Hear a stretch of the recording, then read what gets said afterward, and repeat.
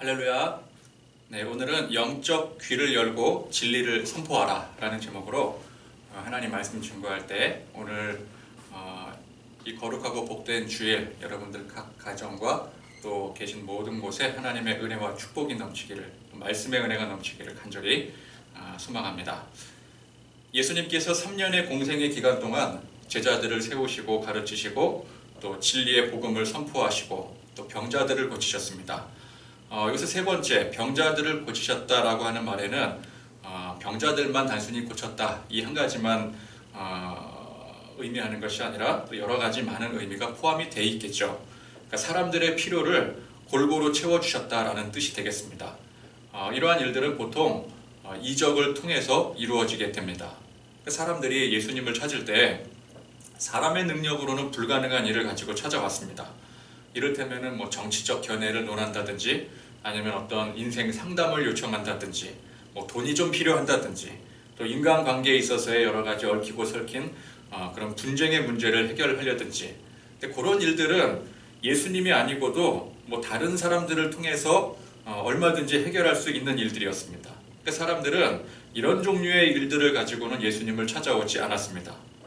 병이 들었긴 하더라도 당장 고칠 수 있는 병 내지는 약을 쓰거나 어떤 의원을 찾아가면 되는 그런 병 같은 경우도 그것 가지고 예수님을 찾지 않았습니다. 어떤 병을 가지고 예수님을 찾아요?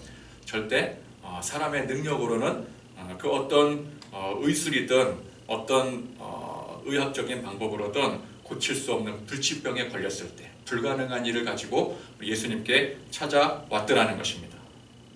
그러니까 기본적으로 사람들이 예수님에 대해서 보통 사람들과 예수님 똑같은 사람이다 라고 생각한다면 할 수 없는 일들이었습니다. 예수님은 적어도 저 예수라는 사람은 우리가 할 수 없는, 사람의 힘으로는 할 수 없는 불가능한 일을 이루시는 분이다 라고 하는 믿음이나 이 소망이 있어야 그렇게 예수님을 찾아올 수 있었던 것이었습니다. 그래서 그런 일들은 예수님의 이적을 통해서 모든 일들이 이루어지게 된 것이죠. 그러니까 우리가 예수님을 찾을 때 그저 예수님을 많은 사람들 중에서, 역사상 많은 위대한 사람들 중에서 그 중에 훌륭한 분 혹은 큰 업적을 남긴 위인 이렇게 여기고 예수님을 찾으면 안 되는 것입니다. 또 예수님께 가면은 마음의 평안을 얻고 어떤 삶의 원동력이 될 수 있는 긍정의 힘을 얻어서 돌아갈 수 있다라고 하는 그런 심리적 안정을 주는 일종의 상담자로서 예수님을 여겨 찾으면 안 된다는 것입니다. 근데 요즘 교회를 찾는 사람들 중 상당히 많은 수가 예수님을 그런 식으로 보고 찾는 경우들이 있는 것 같아요. 종교 생활을 하고 있다라고 하는 어떤 심리적인 위안이라든지, 또 일주일간 험한 세상을 살다가 험한 세상에 살다 보면은 나름 죄도 지을 수 있고 또 자기 스스로 생각할 때도 또 비양심적인 일을 할 때도 있고, 근데 그러다가 이제 그런 모든 어려운 마음들, 불편한 것들, 그런 마음들을 다 이제 좀 이렇게 해소해보고자 경건한 마음을 가지고 교회에 다녀오면은 왠지 마음이 위로가 되고 양심적으로도 뭔가 좀 해결이 된 것 같은 그런 후련함으로 교회를 다니는 사람들이 많더라는 것입니다. 또 복잡한 생각, 일주일 동안 너무 복잡한 세상에서 이리 치이고 저리 치이다가 그래 오늘 하루쯤은 이 복잡한 생각 다 떨쳐버리고 좀 마음의 평온함을 얻어보자. 그래서 명상이라든지 요가 아니면 여행이라든지 그런 것과 비슷한 이치라고도 볼 수가 있는 것이죠. 근데 그런 마음가짐으로는 교회가 아니라 다른 곳을 찾더라도 얼마든지 그와 비슷한 혹은 그보다 더 훌륭한 위안을 또 유익을 얻을 수가 있는 것입니다. 물론 교회라는 것이 그런 유익이 있고 또 그런 유익을 얻는 것은 결코 나쁜 일이 아닙니다. 그러나 교회는 그가 주가 아니더라는 거예요. 부수적으로 얻을 수 있는 유익이지 그것이 진짜 유익이 아니라는 것입니다. 자, 이 복음서에서 예수님을 찾은 사람들 대부분은 그런 마음가짐으로서 예수님을 찾은 게 아니었어요. 어떤 마음의 위안을 얻자 아니면은 좀 인생 문제에 대해서 상담을 하고 좀 고민 좀 덜어보자 그런 문제 가지고 예수님 찾은 게 아니었습니다. 예수님이 아니면 답이 없는 거예요. 이미 세상에서는 답이 없음을 경험하고 알았기 때문에 그 절망 가운데 예수님 앞에 나왔을 때 인생 최후의 보루로서 예수님이 아니면은 이거 안 되는, 이 문제는 해결이 안 되는 거예요. 그런 절실한 마음으로 이 사람들은 예수님을 찾아온 것이었습니다. 여러분, 우리가 예수님을 찾고 이 교회에 이렇게 나올 때, 물론 지금 교회에 나온 것이 아니라 여러분 각자 삶의 처소에서 예배를 드리지만, 우리가 예배를 드릴 때 예배를 드리는 마음이 곧 교회에 나오는 마음 아니겠습니까? 그렇게 교회를 나올 때 적어도 우리 안에 그런 절실함이 있어야 된다는 거예요. 예수님을 찾은 사람들처럼 세상이 줄 수 없는 참 평화를 얻으려고 하고, 어디서요? 이 말씀 속에서 예수님과 동행하는 우리 이 교회 신앙생활을 통해서 참 평화를 얻고 참 안식을 얻고, 세상에서 주는 그런 평화와 안식이 아니라 세상은 해결할 수 없는 참된 능력을 우리가 주님 앞에 사모하며 나와야 되는 것입니다. 그래서 절망 가운데 부르짖을 줄 알아야 되고, 그래서 예수님만이 우리 인생의 참 소망이 되셔야 되는 거예요. 그 고백이, 그 결단이 우리에게 있어야 되는 것입니다. 물론 그런 절실함을 가지고 예수님을 찾은 그 많은 사람들이 그렇다고 해서 예수님을 온전히 믿은 것은 아니었습니다. 절실함으로, 정말 이 지푸라기라도 잡고자 하는 그 심정으로 예수님을 찾아온 것이지, 정말 그 예수님이라는 분이 참 하나님의 아들이요 우리를 대신해서 죽으심으로 우리의 근원적인 이 죄가 사해진다라고 하는 그런 믿음을 가지고 찾은 것은 아니었었어요. 근데 그럼에도 불구하고 예수님은 어떻게 하셨어요? 그런 절실한 마음을, 그들의 그 마음을 받아주셨더라는 거예요. 또 그것을 믿음으로 여겨주시기까지 하셨더라는 것입니다.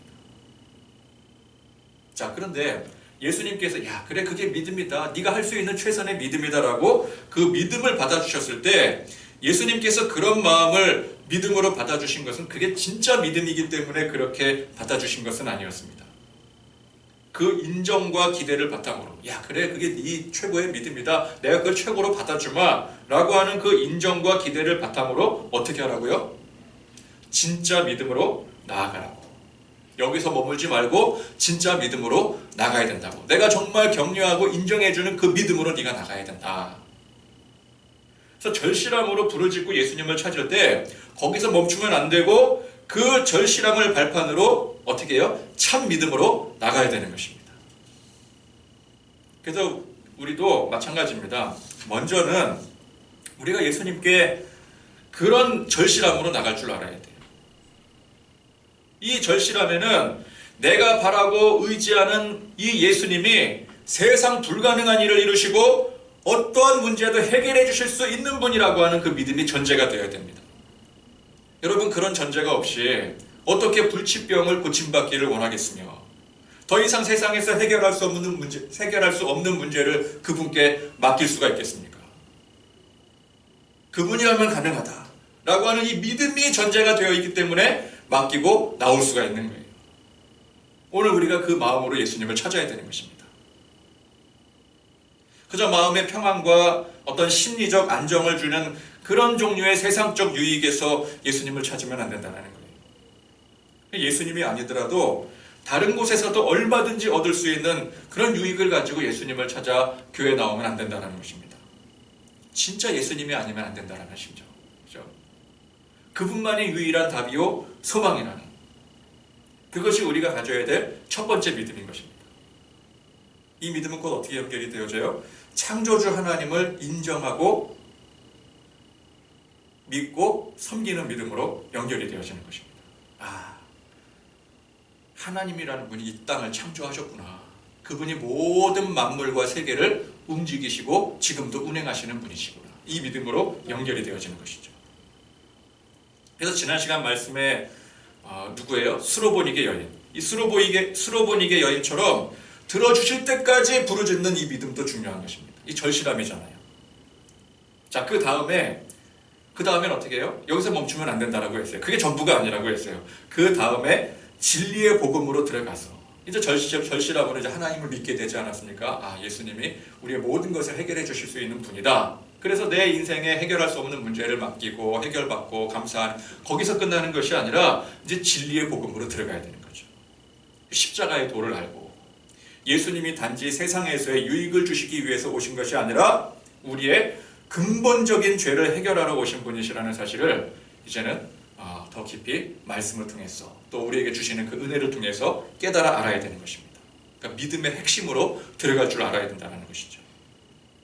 그러니까 이제 지난 시간에 강조했듯이 우리의 필요를 정말 내 힘으로는 감당할 수 없는 그런 필요를 하나님 앞에 우리 주님 앞에 열심히 부르짖어 간구하는 것도 그것도 중요한 것이고 십자가의 보혈을 쫓아 희생과 헌신으로 주님께서 각자 우리에게 맡겨주신 사명 감당하는 것도 중요한 것입니다. 그래서 무엇이 중요하다라고 몇 주 동안 강조했습니까? 균형이 중요하다.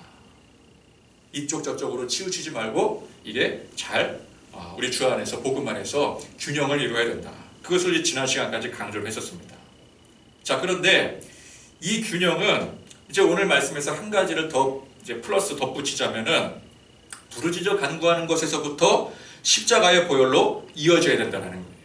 이것도 중요하고 저것도 중요하다. 그것이 균형이지만 거기에 한 가지 더 붙인다면은 이것에서 이것으로 나가야 된다는 거예요. 반드시 순서가 있다는 것입니다. 즉 천지를 창조하시고 만물을 다스리시는 전능하신 하나님의 그 능력을 믿어 그분께 불가능한 일들을 맡기고 간구하는 것에서부터 시작을 해서 예수 십자가의 보혈로 우리의 죄가 사해져 저 영원한 나라에 우리가 하나님 나라의 백성이 되었음을 그걸 깨닫게 되고 그래서 진정한 사명자의 길로 우리가 가야 된다는 것입니다. 목사나 선교사만 그 길을 가는 것이 아니라 내가 적어도 예수를 믿는다면 하나님을 믿어서 하나님의 그 능력으로 은혜 받고 살아간다면 우리 모두는 하나님의 자녀로서 그 길을 향해 나가야 된다는 거예요. 언제까지? 우리가 죽는 날까지, 주님이 우리를 부르시는 날까지, 혹은 예수님이 다시 오시는 그날까지. 그래서 기독교가 참 괜찮은 종교인 것 같다. 뭐 세상에 많은 여러 가지 종교들이 있지만 난 그 중에서 기독교가 참 좋은 것 같다. 교회가 참 매력이 있다. 교회에 가면은 좋은 사람들 만나서 교제도 하기도 하고 또 마음의 평안도 얻고 좋은 사람들 만나니까 좋은 얘기도 들으니까 그래서 마음의 평안도 얻고 힐링을 얻을 수 있어서 좋다. 근데 그래서 교회를 찾는 사람들이 그 다음 단계로 가야 된다는 것이죠. 그 다음 단계가 뭐예요? 이 기독교의 하나님 예수님이 천지를 창조하시고 모든 만물을 다스리시는 전능하신 분이시라는 사실을 깨닫고 믿는 믿음으로 나가야 되는 거예요. 그러니까 처음에 찾을 때는 뭐예요? 그런 믿음으로 나온 게 아니었었죠. 그냥 교회가 좋아서, 사람이 좋아서, 관계가 좋으니까, 마음에 왠지 평안을 주니까. 근데 그것이 점차 절실함으로 오늘 말씀에, 그죠? 정말 하나님을 믿는 믿음으로, 하나님이 정말 계시는구나. 우리가 주님 앞에 간구하면은 주님은 이루지 못하실 일이 없겠구나. 능치 못하실 일이 전혀 없으신 분이구나. 그 믿음으로 나가야 되는 거예요. 그리고 거기서 끝나는 것이 아니라 이제는 주 안에서, 주의 그 복음 안에서 주님이 왜 오셨는가? 내가 죄인이었구나.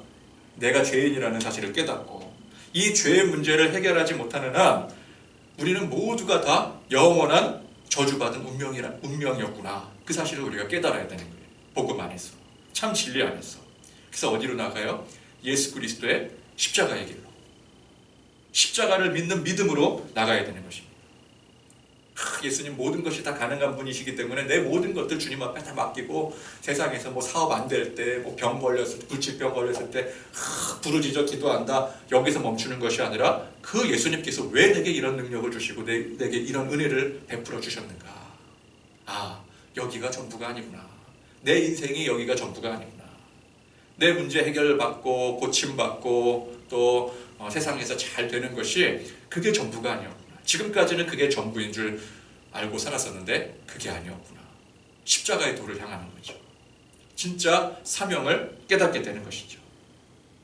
그래서 이제는 내 유익이 아니라 또 이 세상에서의 삶이 전부가 아니라 저 영원한 천국을 바라보면서 주님 내게 주신 사명을 붙들고 희생하고 헌신하는 믿음으로 나가야 되는 것입니다.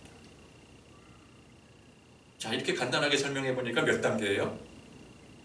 굳이 이제 단계로 놓고 보자면은 3단계가 되는 거죠. 첫 번째, 그냥 교회가 좋아서 나왔다.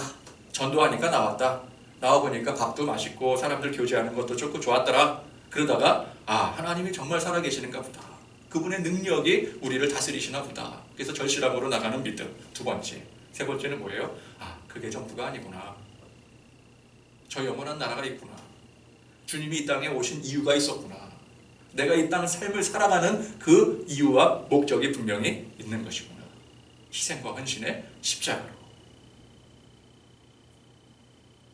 꼭 이런 절차를 누구나 똑같이 3단계로, 그렇다고 해서 뭐 3단계 딱딱 구분 지어져서 그렇게 밟아야 되는 것은 아니지만, 보편적으로 볼 때 그런 과정들을 통해서 참 믿음의 길을 향해 나가는 거예요. 우리 성도들이. 우리가 예수님과 동행하면서 한 걸음 한 걸음 보다 더 성숙한 그리스도인으로서 성장해 나가는 그런 단계인 것입니다. 그래서 보면은 교회 안에는 여러 부류의 사람들이 있습니다. 교회의 어떤 긍정적인 생각을 가지고 찾은 사람들, 앞서 말한 것처럼 관계가 좋고 그냥 교회가 좋으니까, 사람들이 좋으니까. 근데 이제 이런 부류의 사람들은 어때요? 교회 와서 인사도 잘하고 또 나름대로 이제 교제도 잘하고 하는데 적극적으로 기도하지는 않아요. 어떤 뭐 십자가에 사면 그런 거 생각하지 않아요. 그죠? 근데 그냥 교회가 좋아서 나오는 거예요. 이제 그래서 그게 문제가 아니라, 그런 사람들이 조금 더 믿음을 갖도록 가르치고 또 은혜 받고, 같이 은혜 받고, 그래서 같이 함께 성장하는 것이 이게 교회죠. 야, 저 사람들 믿음이 없어. 그래서 문제가 아니라.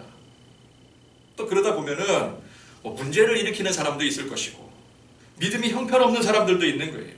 근데 그걸 문제라고 생각하면 안 됩니다. 간혹가다 좀 믿음 좀 나이가 있고 좀 경험 좀 많이 해보고 교회에 대해서 잘 아는 그런 사람들이 그렇지 못한 사람들을 바라보면서 교회 문제다, 이거 분란을 일으킨다, 분란을 일으킨다고 해서 교회가 문제라고 생각하는 그런 경향들이 있죠. 그러나 그건 문제가 아닙니다. 그걸 문제라고 생각하면 안 돼요. 늘 문제가 생기고 그런 문제를 일으키는 사람이 있어야 그게 교회인 것입니다. 그런 사람들이 성장하는 것이죠.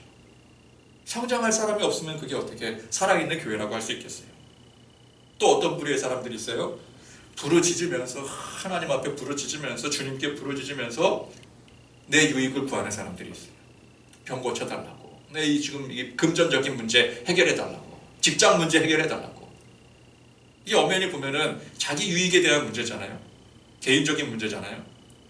또 이제 그런 사람들을 향해서, 야, 저 사람은 참 이기적인 신앙 가지고 있다, 기복적인 잘못된 신앙 가지고 있다 라고 비판을 하면 또 안 되는 거예요.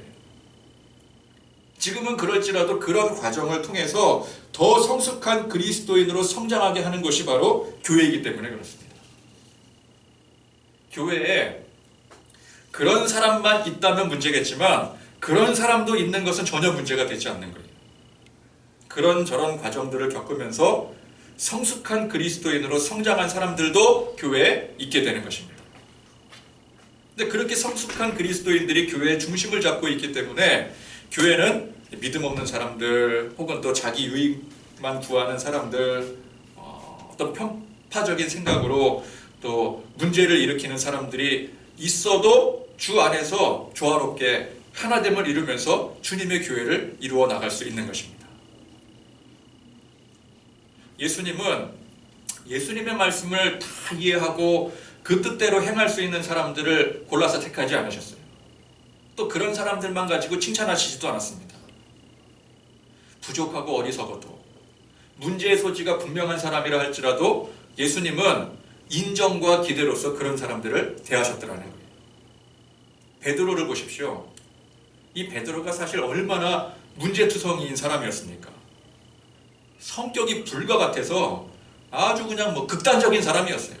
칼 가지고 휘두를 때는 정말 내가 이 목숨까지도 바쳐서 내 불구덩이라도 들어가 예수님을 지키겠습니다. 그랬는데 불과 하루도 채 지나지 않아서 예수님을 3번이나 부정해버렸어요. 하루도 안 갔어요. 하루도. 근데 예수님은 어떻게 하셨어요? 그런 베드로를 항상 수제자로 여겨주시고 또 칭찬하시고 격려하시고 세워주셨다는 것입니다. 유다를 보십시오. 유다, 가룟 유다. 돈 그까짓 거 몇 푼에 예수님을 팔아 넘겼어요. 근데 예수님은 이미 그걸 다 아셨어요. 그걸 다 아시면서도 그를 제자로 삼으시고 또 중요한 직무까지 그에게 맡겨주신 것입니다. 예수님을 절실한 마음으로 찾은 사람들 엄밀히 보자면은 다 자기 유익을 구하는 사람들이었어요. 그러나 예수님은 어떻게 해요? 그들을 다 친히 고쳐주시고 그들의 믿음을 칭찬까지 하셨어요. 세워주시는 거예요. 인정해 주시는 거예요.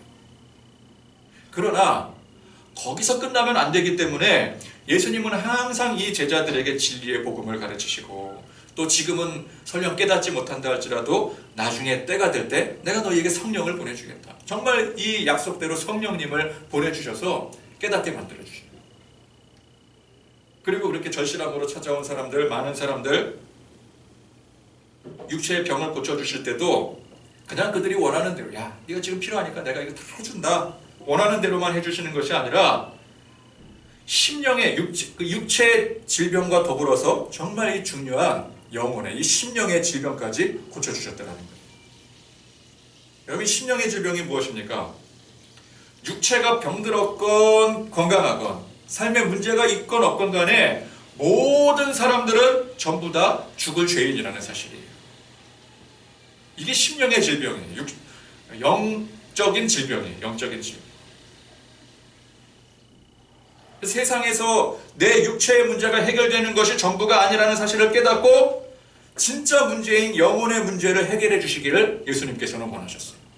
너는 지금 육체의 문제를 가지고 내게 나오지만 너에게 정말 중요한 것은 이 육체의 문제뿐만 아니라 정말 중요한 것은 이 영적인 문제를 해결받는 일이다. 그래서 어떻게 해요? 찾아온 사람들 병 고쳐줄 때 항상 영혼의 문제를 다루셨어요. 또 개별적으로도 그렇게 하셨지만 나중에 어떻게 하셔요? 십자가에 스스로 못 박히심으로 이 모든 문제를 한 번에 해결을 해주십니다. 자, 우리가 육체의 병이 들었을 때 예수님을 찾으면 예수님께서 고쳐주셔요. 그죠? 세상에서 고난당하고 도무지 해결할 수 없는 난관에 봉착해 있을 때 우리 주님 앞에 간절히 구하면은 주님이 들어주시고 해결해 주시고 또 우리의 살 길을 열어주십니다. 그러기 위해서 우리는 지난 시간에 수르보니게 여인처럼 들어주실 때까지 부르짖는 법도 배워야 되는 거예요. 간절함이야말로 우리에게 필요한 굉장히 중요한 무기인 것입니다. 그러나 거기서 만족하고 끝나는 것이 아니라 이 믿음을 발판 삼아 참 진리로 나가야 되는 것입니다. 열심히 기도하고 부르짖어서 병 고침받고 문제 해결받았을 때 하나님 살아계십니다, 할렐루야, 아멘, 감사합니다, 감격하고 만족하는 데서 끝나는 것이 아니라 그런 은혜를 내게 부어주신 그 예수님을 더욱더 깊이 바라보면서 이제 나도 주님의 십자가를 지고 사명 감당하는 더 성숙한 그리스도인이 되어야 되는 거예요. 이 결단으로 나가야 되는 것입니다. 문제 해결이 전부가 아니라 어떤 문제 가운데 있더라도 좌로나 우로나 흔들리지 않고 더욱 낮아지고 감사할 줄 알고, 처음에는 이 땅의 소망으로 살았는데 이제는 이 땅의 소망이 아니라 저 영원한 천국의 소망을 바라볼 줄 알아야 되는 것입니다.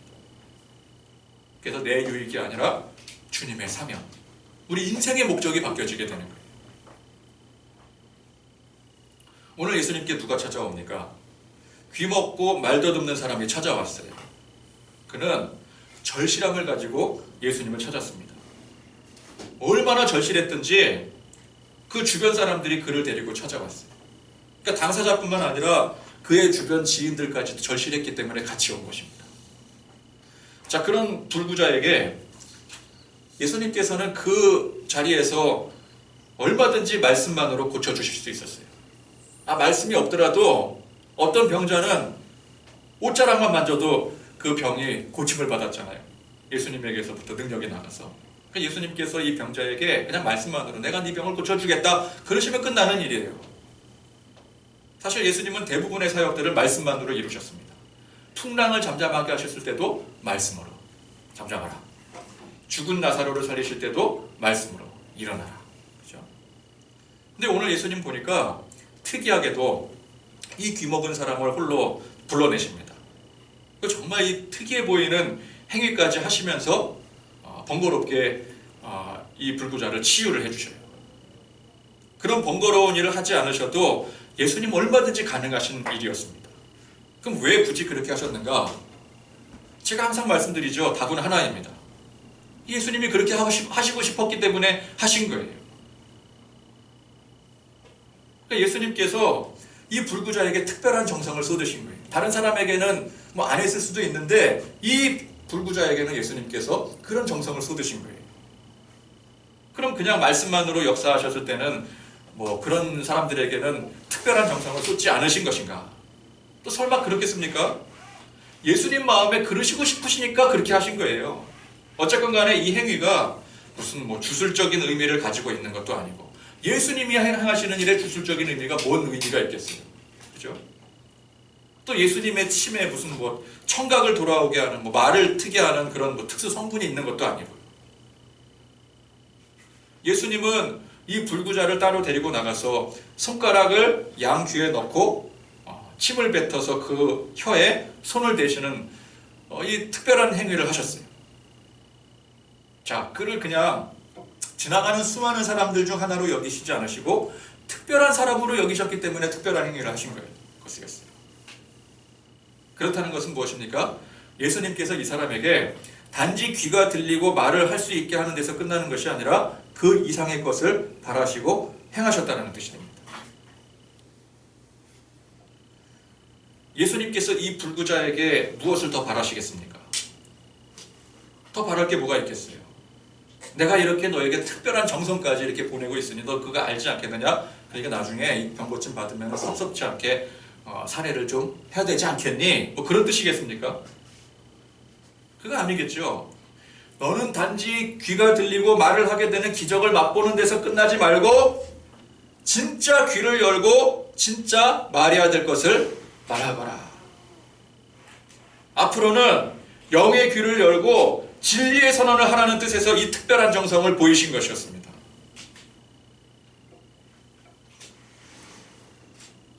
예수님은 찾아온 많은 사람들이 병고침 받고 문제 해결 받을 때 거기서 끝내기를 원하시지 않으셨어요.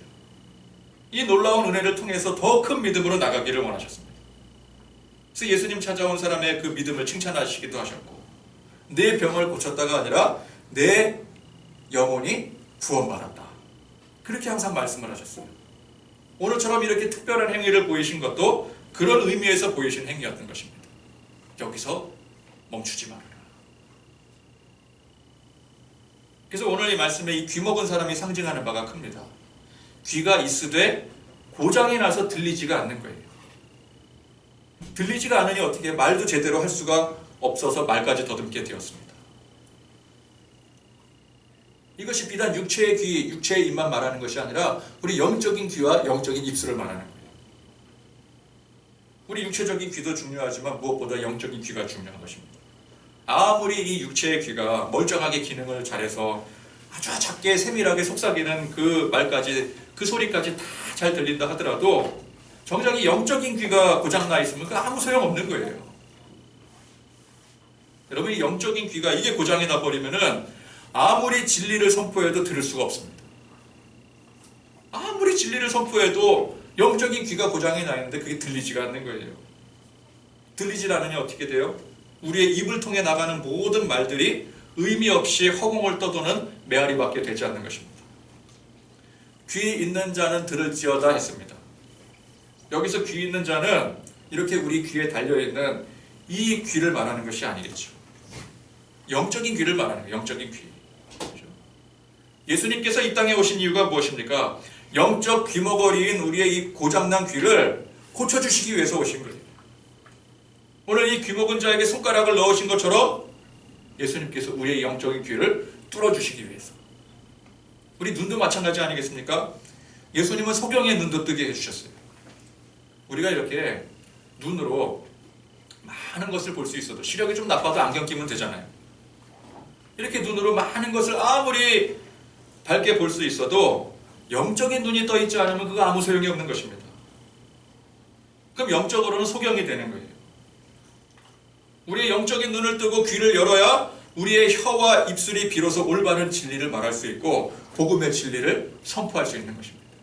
주님의 도를 말할 수 있는 거예요. 행동이 나갈 수가 있는 것이죠.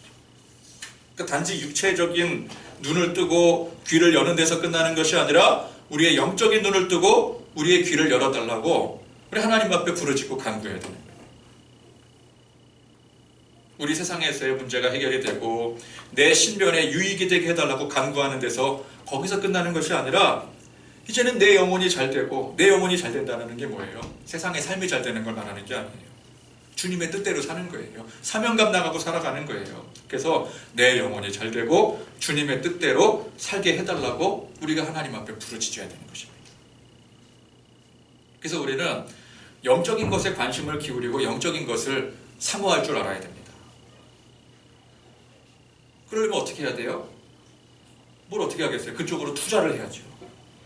간단한 이치입니다. 사람은 투자하는 쪽으로 기울기 마련이에요. 자, 야구 선수를 하나 키우는데 공을 열심히 던지는 쪽으로 집중 투자를 하면 뭐가 돼요? 투수가 되는 거예요. 공을 열심히 치는 쪽으로 집중적으로 투자를 하면 뭐가 돼요? 타자가 되는 거예요. 그죠? 당연한 것이죠. A와 B의 회사가 있는데 자본을 그냥 A 회사에만 집중적으로 투자하면 어떤 회사가 살아나요? 자본을 투자하는 회사가 살아나는 A가 살아나는 거예요. 그게 당연한 이치입니다. 들리는 것이 온통 세상 돌아가는 소리에 거기에 집중해서 살아가고 있다면 우리는 세상에 익숙해지는 거예요. 이 성경 말씀 하나도 들여다보지도 않고 말씀도 겨우 일주일에 한 번 들을까 말까 하는 거 그것도 그냥 꾸벅꾸벅 졸아대며 그렇게 듣는다면 어떻게 우리의 영적인 귀가 열릴 수 있겠어요? 투자를 해야 되는 것입니다. 성경도 열심히 읽고 또 깊이 읽고 묵상하고 말씀도 집중해서 은혜롭게 잘 듣고 또 기도할 때 항상 우리가 기도할 때도 그냥 뭐 우리 신변의 문제 해결해 달라고 거기서 끝나는 것이 아니라 정말 내 영적인 귀가 열리고 내 영적인 눈이 떠지게 해달라고 성령 내 안에 역사하셔서 성령님 역사하셔서 내 안에 주님의 뜻을 이루게 해달라고 그렇게 열심히 간구해야 되는 거예요. 그게 투자 아니겠습니까? 그러면 그렇게 투자하는데 결실이 왜 없겠습니까? 가만히 보면은 영적인 것에는 하나도 투자도 안 하면서 믿음이 늘지를 않는다는 건 목사님 믿음이 늘지를 않아요. 맨날 권태기예요. 왜 나는 뭐 하나도 되는 일이 없냐고. 저 사람은 뭐 그냥 뭐 해도 잘 되는데 나는 이렇게 교회를 다녀도 되는 일이 없냐고. 이렇게 한탄하는 사람이 있어요. 투자를 해야지 뭐가 나오지요. 투자를 해야지. 그러니까 또 어떤 부군 강사님은 뭐라 그래요? 헌금을 투자를 많이 해야 된다. 그래서 복을 받아야 된다. 물론 그것도 투자이긴 하겠지만 중요한 건 뭐예요? 우리가 영적인 것을 사모하고 영적인 것에 집중적으로 투자를 해야 되는 것입니다. 그래서 말로만 그리스도인이 아니라 말로만 믿습니다가 아니라 정말 누가 보더라도 야, 저 사람은 그리스도인이구나. 뭔가 다르구나 할 정도로 거기에 맞게 투자를 해야 그쪽으로 늘게 되어 있는 것입니다. 여러분, 세상은 성경적 관점으로 볼 때 매우 비성경적입니다. 그게 세상이에요. 그래서 우리가 세상에 빠져서 세상의 소리만 듣고 세상의 현실만 보게 되면은 자연스럽게 이 영의 귀가 어두워지고 눈이 멀게 되는 거예요. 뭐 그렇다고 해서 안 들리게 귀를 막고 뭐 눈 감고 다닐 수는 없지 않겠습니까? 우리는 이런 세상 살아가면서 그 가운데 참 진리의 말씀을 듣고 보고 깨달을 줄 알아야 되는 거예요. 이 분별의 지혜가 있어야 되는 것입니다.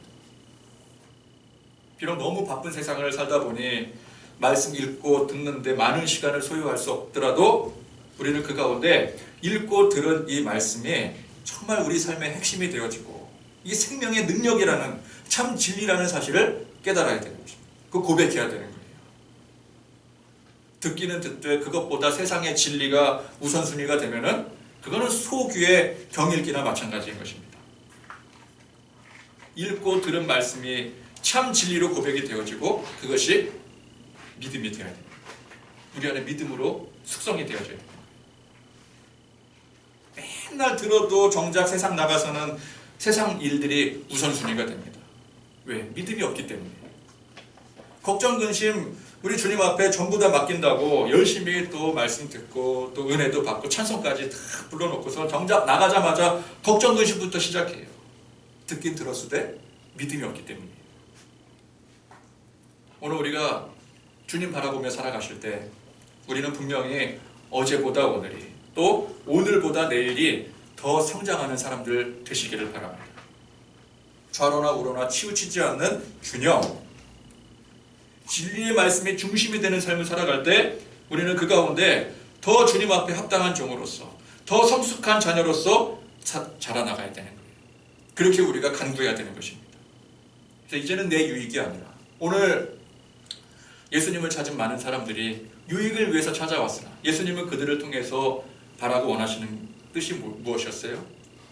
그 유익만을 해결해 주는 것이 아니라 나는 장차 이 유익을 넘어서 정말 주님 앞에, 십자가 앞에, 사명 앞에 헌신하는 삶을 살아야 된다. 내 유익이 아니라 우리 주님을 위해서 사명을 위해 나가기를 결단하고 그렇게 한 걸음 한 걸음 나가기를 소망하는 그런 저와 여러분들이 되실 수 있기를 간절히 축원드립니다. 기도하겠습니다. 하나님 아버지, 감사와 찬양 영광 높여드립니다. 오늘도 거룩하고 복된 주일, 또 우리 모든 성도들이 있는 곳에서 또 이렇게 말씀 듣고 은혜 받게 하시니 감사드립니다.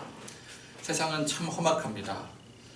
우리는 영적으로 눈을 떠야 되고 또 귀를 열어야 우리 주님의 참된 진리를 볼 수 있고 말할 수 있음을 오늘 말씀을 통해 고백을 합니다. 비록 우리의 육의 눈이 떠 있고 육의 귀가 잘 들린다 할지라도 우리 영의 눈이 어두워져 있고 영의 귀가 닫혀져 있으면 아무것도 진리도 들을 수 없고 분별할 수 없음을 우리가 다시금 깨달아 오늘 우리가 주님 앞에 나아갈 때, 물론 우리가 주님을 믿는 믿음으로, 하나님의 그 능력을 믿는 믿음으로 간구하고 부르짖는 그 가운데 우리의 삶의 소망을 이루어 나가는 것도 중요하지만 더 나아가서 정말 우리의 이 영적인 눈을 열고 귀를 열어 참 진리를 보고 참 진리를 깨닫고, 그래서 우리 주님 앞에 더욱더 희생하고 헌신할 줄 아는 성숙한 그리스도인으로 성장하는 우리 믿음의 백성들이 될 수 있도록 주님 역사하여 주시옵소서. 우리 주 예수 그리스도의 은혜와 하나님의 사랑과 성령님의 교통하심이 육의 문제 해결을 넘어서 영적인 깊은 소망으로 살아가기를 결단하고 다짐하는 우리 모든 성도들 머리머리 위에 지금부터 영원토록 함께 하시기를 간절히 축원하옵나이다. 아멘.